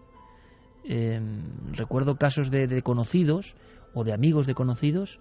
Uno que me impresionó mucho, de un compañero nuestro conocido, que iba a una boda en un taxi, una chica en concreto, y en mitad de Madrid, en un taxi, hay un cruce malo, un golpe con tan mala suerte que sin que le ocurra nada al taxista, pues ella pierde la vida. Y iba a una boda, una chica joven, en una de las calles normales y habituales de Madrid, o sea, donde no imaginas un golpe, pero la fatalidad. Yo recuerdo también otro caso ¿os acordáis? Sois muy jóvenes, pero del caso del cine Fuencarral, el cine Bilbao, que se cayó una marquesina en Madrid, en la calle Luchana, encima de la gente que estaba esperando la cola del cine. O sea, tú estás esperando con tus hijos.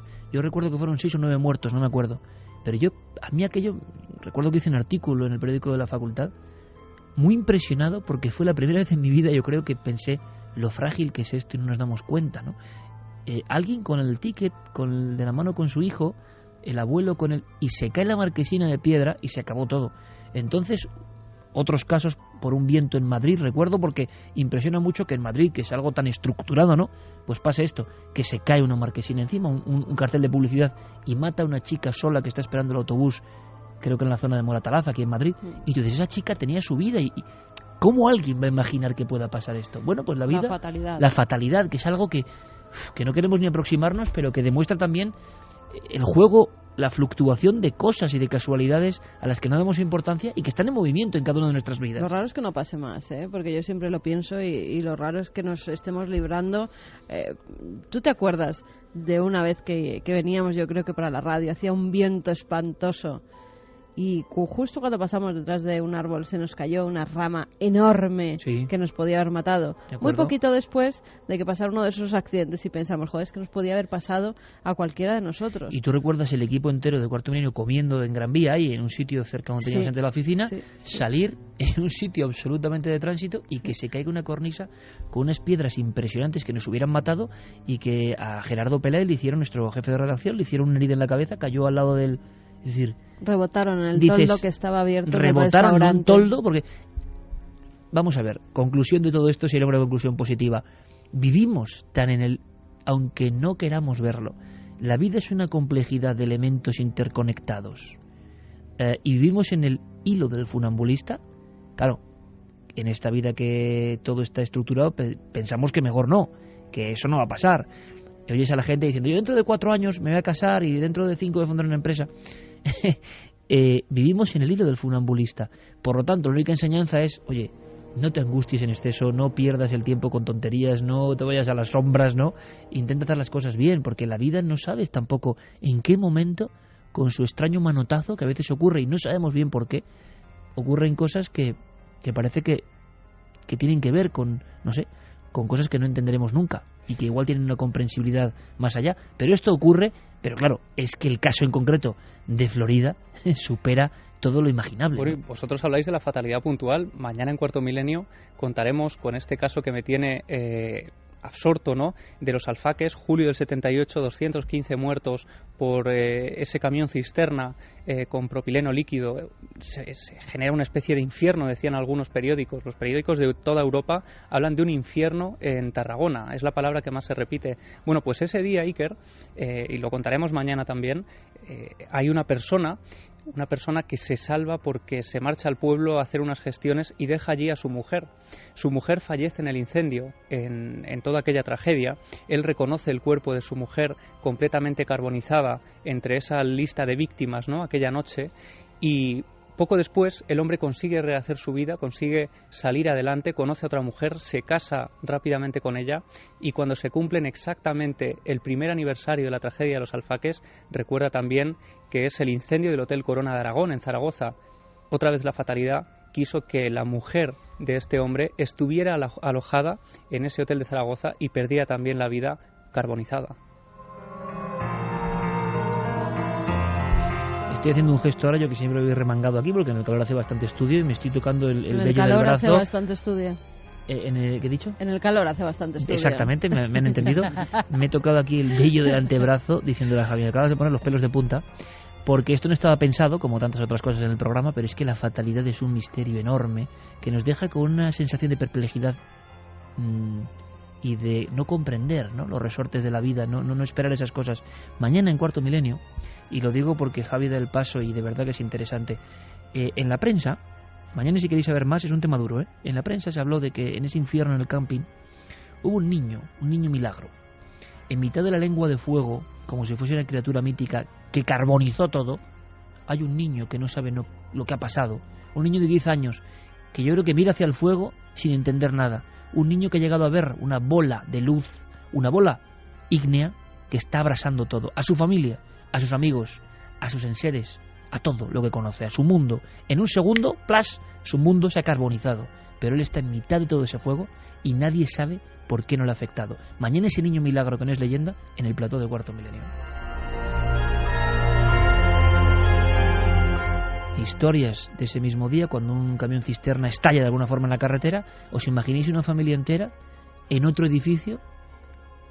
Esa pobre familia cuyos miembros, desde una niña hasta la madre y la madre, limpiaban, se dedicaban a la limpieza. Una discoteca, una humilde discoteca de carretera, y que una pieza del camión entre y mate a todos al mismo tiempo. Es que pasan cosas, el resumen es, pasan cosas increíbles todos los días. Y de lo único que puede sacarse algo positivo es valora tu vida, ¿no? Valora tu vida, no la malgastes con idioteces, ¿no? Valora tu vida porque nos la dan como un regalo y no sabemos nunca, y es la verdad, cuándo ese regalo va a ser desenvuelto, ¿no? Es un regalo importante y hay que conservarlo. Por cierto, otro regalo es saber que en la telepatía se avanza Hay logros, dicen, aseguran. Esta semana también, siempre actualidad en Milenio 3. ¿Qué ha pasado? Pues sí, un equipo de científicos ha logrado que 2 ratas se comuniquen. Las ratas, además, estaban una en la Universidad de Duke, en Carolina del Norte, y otra en el Centro de Neurociencia de Natal, en Brasil. Tú fíjate la distancia que hay. Bueno, pues a las 2 ratas, a ambas... Estaban separadas en esa distancia de miles de kilómetros. Sí. A una de las ratas, la que está en América, por decirlo así, se les ha enseñado a pulsar una tecla cuando se enciende una luz y entonces recibe un poco de agua. Su actividad cerebral, que tenía una especie de microchips en el cerebro, al igual que la otra, es grabada por medio de esos electrodos que les implantan, además en un área muy específica, área que procesa la información táctil. Y entonces, después de grabar ese acto, ese pensamiento que ha tenido la rata americana, se lo implantan a la rata de Brasil. Y la rata de Brasil... Norteamérica y Sudamérica, para entenderlo. Exactamente. Y la rata brasileña lo que hace es el mismo acto. Lo repiten en 10 ocasiones y 7 de esas ocasiones acierta. Con lo cual dicen que la telepatía es efectiva. Experimento Brasil y Norteamérica, 2 ratas y transmisión del pensamiento. Ojalá no acabe en un bluff, ojalá esto no el se... vídeo además se demuestra, se ve perfectamente cómo están grabando a las 2 ratas en el mismo momento, en el mismo segundo, y cómo se transmite la información y cómo ellas dan con al personal botoncito. Científico. Sí, personal científico. Bueno, pues... Estoy hablando de la Universidad de Duke, en Carolina del Norte. Hombre, la Universidad de Duke, que es la primera que investigó el fenómeno paranormal en el mundo. Y el Centro de Neurociencias de Natal, en Brasil. Bueno, la Universidad de Duke, que es la primera universidad del mundo con Joseph Virine, que investiga la telepatía. Qué curioso, seguiremos investigando, esto es interesantísimo. Vamos ahora, bueno, hoy sí que ha habido un créalo, ¿no? Contamos esto del tipo que estaba dormido y aparece un abismo y se lo lleva y no él hubiese dicho falso. Eso lo decían en el Twitter.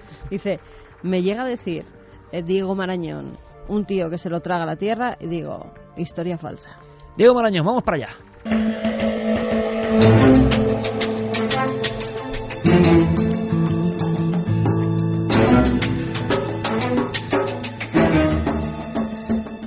Compañeros, San Vicente de la Barquera, conexión telepática, buenas noches. ¿Qué tal, Iker? Buenas noches. ¿Me recibes? Te recibo perfectamente. Teníamos una solución rápida. Resumimos la historia de la semana pasada. Sí, la historia de la semana pasada era uno de esos clásicos que traemos de vez en cuando a la sección, un clásico de las leyendas urbanas, que es la historia de ese buzo, de ese submarinista que aparece enredado en las ramas de los restos de un incendio forestal. Lógicamente, la explicación es que ha llegado ahí a través de un hidroavión que, a la hora de cargar líquido en el mar, se ha llevado por delante la vida de este pobre hombre y lo ha dejado ahí colgado. Iker, yo te comentaba que había una película española del año 89 que se llamaba El Puente de Varsovia. Si quieres, escuchamos por un trocito que tiene que ver con esto, porque esa película en el año 89 fue la que de alguna manera disparó esta leyenda urbana en nuestro país. Cadáver de un hombre. Edad, unos 45 años. Posición, decúbito prono.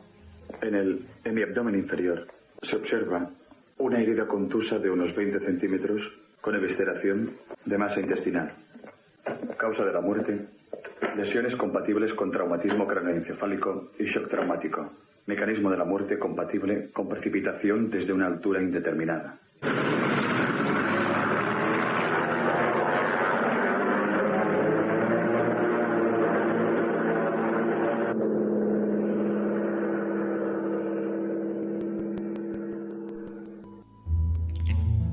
Un accidente extraño, demasiado extraño. Un accidente, una autopsia. ¿Qué piensa nuestro público, Carmen, del submarinista caído de los cielos en maniobra de rescate? Que es falso, por poquito, 56,8%, y verdadero 43,2%. 43,2 verdadero, 58 falso. Pero lo más importante, que a mí se me olvida siempre, ¿qué dijo nuestro oráculo a la inversa? Que era verdadero, ¿no, Noel? Dice que no se acuerda. ¿Tú te acuerdas, Diego, lo que dijo Noel? Yo es que siempre... Yo creo que dijo que era verdadero porque yo dije también que era verdadero. Y por eso me acuerdo que Noel y yo coincidimos. Nos pueden sacar dudas los oyentes, ¿eh? Pero creo que dijo verdadero. ¿Acertó? Me temo que esta vez ha fallado. La historia es falsa. ¿Cómo que esta vez? Bueno, ya. ¿Cómo que esta vez? Yo es que le quería echar un cable. No, o sea, vamos a ver. Yo sabía que de hecho, o sea, es el oráculo, o sea, infalible. Y hoy vamos a volver a estar en la prueba, claro, porque este es el misterio de Milenio 3. Pobrecito. La historia de Iker es falsa y estuvo dando vueltas durante más de una década en nuestro país, hasta que en el año 2000, hace ya 13 años, los investigadores Antonio Ortiz y Josep Sampere se dirigieron a Licona, concretamente al portavoz del Cuerpo de Bomberos, Enric Pallés, que explicó en un libro ya clásico en este país, Leyendas Urbanas en España, que los hidroaviones de Icona se valen de un enjambre de tubos y de una rejilla por donde no cabe nada más grande que un puño humano para llenar sus depósitos, por lo que es absolutamente imposible hablar de este tipo de homicidios. Y que lo hemos visto muchas veces, Diego, en las imágenes, por desgracia, tan habituales de incendios en España. Como esa especie de colmena va soltando agua. Pero me quieres decir que la leyenda en sí nace en España. No es que nazca en España. La leyenda apareció por primera vez en Francia y de ahí se hizo, el director Pere Portabella fue el que la escuchó en Francia y el que la incorporó a esa película, El puente de Varsovia, en una de esas imágenes. Es una película Iker extrañísima que yo te recomiendo porque es desde luego una rara avis en la historia del cine español, y digamos que todas las historias que ocurrían en esa película confluían en una trama que tenía que ver con este buzo que aparecía en la rama de este árbol. Esa imagen se hizo muy popular en España, llamó mucho la atención y a partir de ahí fue cuando se desató esta especie de leyenda urbana y se extendió por toda España. Yo juraría haber visto una fotografía del buzo colgando de las ramas. Sí, pero igual puede ser uno de esos periódicos que leíamos todos en la universidad por Noticias la mañana. Del Mundo. Claro. Estaba a punto de decirlo porque creo que sí. Claro, es que dices, esa fotografía Noticias del Mundo. Solo puede estar en esa especie de caso bizarro que existía. Por cierto, que están en internet todos. Sí. Diego, tenemos que hacer, hablando de películas, que hay algún hallazgo así de última hora, hay que hacer un día un repaso, aunque sea de forma especial y fuera del créalo o no, aunque algunas historias son para créalo o no, de ese cine maldito o cine prohibido o cine absolutamente ocultista español, ¿te parece? Vamos, es un tema que se presta totalmente a esta sección y al propio Milenio. Y mucho director maldito, ¿verdad? Que igual hizo solo una película, dejó ahí su legado, es casi inencontrable. Algunas de ellas lo hemos comprobado, ¿verdad? Son inencontrables por internet incluso, por mucho que uno rastree. Maldito, y esta noche que hemos hablado de Orce y de Marcelino Sáenz Autuola, quizá también bastante incomprendidos, muchos de ellos. Sí, señor. Y ya que hemos hablado de cine y los Oscars y la CIA de fondo y demás, también hablas de una película, otro clásico, ¿no? En tu Créelo o no de esta semana. Pues sí, porque en Milenio 3 y en esta misma sección ya hemos hablado de algunas películas malditas. Apareció por aquí El Cuervo. Bueno, a lo largo de Milenio 3 han sido pues clásicos, ¿no? Historias como la del Exorcista, La Profecía, Poltergeist, películas que de alguna manera arrastran un halo de desgracias, de accidentes, de incluso muertes, algunas de ellas, de maldiciones en general, ¿no? Pero se dice, Iker, que hay una película de la que muy poca gente ha oído hablar, que las supera a todas ellas en maldición, digamos, en el poder de la maldición que arrastra. Una película que conlleva, dicen, que el 70% del equipo técnico y artístico que estuvo involucrado en ella enfermó de cáncer. Te estoy hablando del 70%, que se dice pronto, de todo el equipo de la película. ¿Pero de cuántas personas estamos hablando, más o menos? Aproximadamente unas 220 personas. ¿220 personas muertas después de hacer esa película? No. 220 personas involucradas en la película y de ellas el 70%, alrededor de 150 más o menos, enfermas de cáncer. Y esa cifra incluye los que murieron de la enfermedad, los que actualmente siguen enfermos y los que, dicen, tratados a tiempo, se curaron. Pero el 70% de ese equipo enfermó de cáncer. Bueno, que es una estadística imposible, vamos. Bueno, realmente. Es una incidencia que es más de 4 veces superior a la de la población de Norteamérica. Hicieron esa película y a raíz de ese momento la maldición, de alguna forma, y ¿no? Además, no solo eso, sino que el productor de la película, Iker Cuentan, entregó, asustado, ¿no?, por estas consecuencias que tuvo el rodaje de esta película, entregó $12 millones a sus abogados para que recuperaran los negativos y todas las copias de esta película. A partir de entonces, él mismo se encargó de censurarla, de que no pudiera ser visualizada prácticamente por nadie más que él mismo, y se dice que este productor, Iker, pasó los últimos años de su vida recluido, solo, en una gigantesca mansión, y que cuando lo encontraron muerto, solo, el rollo que estaba colocado en su proyector privado era precisamente el de esta película. Wow, vaya historión, vaya escena, tremenda. Directamente, que hablábamos de que el Vaticano, esta noche hemos descubierto que el Vaticano está en una loma, evidentemente, con oráculo etrusco debajo. con lugar mágico y hermético y ocultista. Así que preguntamos al oráculo, ¿no? Esta es una especie de semiesfera. No, pero apuntad, apuntad. Sí, por supuesto. Esta es... sí, parece un poco la columna, te iba a decir, de San Pedro, ¿no? Pero tiene una imagen así de esfera, con todo el respeto, de semiesfera, y al fondo está el gran oráculo, ¿no? Hay que colgar una foto de Noel en los mandos por las redes sociales para que la gente ya se vaya identificando, ¿no? Con nuestro personaje digno de un créalo o no, mago de los sonidos. Oráculo. Falsa, por supuesto, falsa. Absolutamente falsa. Claro, esto va a condicionar el voto. Es que ya, o sea, si Noel Calero dice falso, además lo he dicho, a mí me gusta mucho, dice porque falso, yo digo verdadero. No, porque es que no duda. O sea, Noel no es que piense, reflexione, ¿no? Él es a bocajarro, o sea, como cuando pone las músicas, no me avisa y ¡pum! Lanza ahí un mortero musical, ¿no? Pues ahora dice que falso, no tiene la menor duda. Lleva muchos años en Milenio 3. Sabe ya de sobra cuando una historia tiene elementos para decir falso o verdadero. Falso. Que quede grabado, por favor. Me lo voy a apuntar yo aquí. 1353, oráculo etrusco del siglo XXI, falso. Lo resolveremos en 7 días, Diego. Por supuesto. La historia del agujero, por cierto, digna de esta sección, por desgracia, porque hay una vida humana en medio, pero que se demuestra que los hechos forteanos de alguna forma siguen ocurriendo, ¿eh? Pues con todo el respeto, porque ha muerto una persona, te digo que si lo llevo a pillar, desde luego que es materia de esta sección. Un abrazo, compañero. Lo de las y una formas de morir que no extrañas, que no te lo crees, sí. y son tremendas. Buena semana, Diego. Gracias. Venga, chao.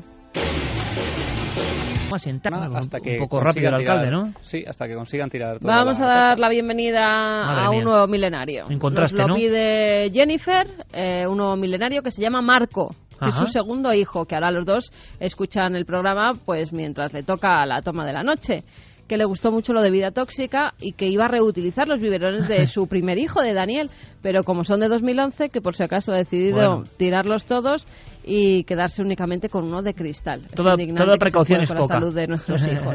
Pues sí, la verdad es que sí. Nos mandaban también la foto de la tumba del perrito que hablábamos la semana pasada, que se había ido ya al cielo de los perros y que bueno, le han puesto una plaquita en su caseta donde dice que se le recuerda a ese pastor alemán. Bueno, terminamos con historias más amables y con esos milenarios que se incorporan. Ha sido un honor, como siempre, hablar para toda esta maravillosa audiencia. Fermín Agustino, El Calero, Oráculo, gracias. Javier, mañana nos vemos con esa historia increíble, con ese niño milagro que perdió todo, pero que, cuidado, nos va a enseñar también la fuerza de la mente, cómo alguien supera eso, perder a su familia, a sus amigos, a todo, con una lengua de fuego que llega, ¿no? Pues lo aprenderemos mañana y muchas más cosas, porque Javier Pérez Campos tiene un pelotazo, una gran exclusiva. Mañana no solo es Noche en el Prado, sino también eso y mucho más. Gracias, Javi. Mañana nos vemos, Iker. Claro que sí. Mañana nos vemos. Sí, yo creo que sí, por ahí estaré. Y lo del Prado, a ver cómo queda y a ver cómo disfrutamos y a ver si, sobre todo vosotros, amigos oyentes, paséis una muy feliz semana.